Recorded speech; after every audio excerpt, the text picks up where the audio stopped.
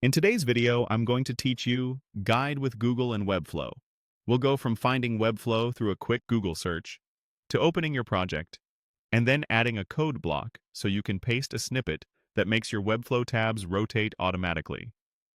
I'll keep it clear and practical so you can follow along in real time. First, open your browser and head to Google. In the search bar, type Webflow. Click the official Webflow result to go straight to the platform. If you're not already signed in, log into your account so you can access your workspace and sites without interruption. Once you're in your dashboard, locate your project and choose the option to view the site. This gets you into the context where you can move into designing and editing. If you see options for project details or the designer, you're in the right place. Your goal is to open the interface where you can modify the page content. Inside the designer, look for the panel that lets you add elements to the page. It's typically represented by a plus icon on the left side. This is your toolbox for dropping new items onto the canvas, from text and images to more advanced components.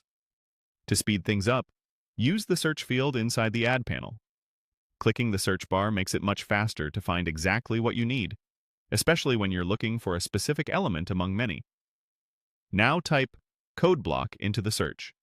This will filter the elements so you can quickly access the custom code option.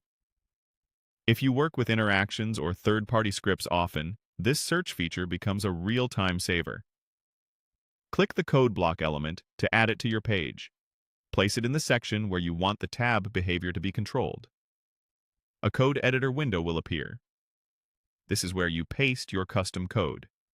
Paste the code that makes your Webflow tabs automatically rotate. Typically, this is a small JavaScript snippet that cycles through your tab links on a timer, then loops back to the first one. Make sure the code references the correct classes or IDs used by your tab's component, and adjust the timing to match the pace you want users to experience. If your tabs live inside a specific section or wrapper, confirm the script targets that area correctly.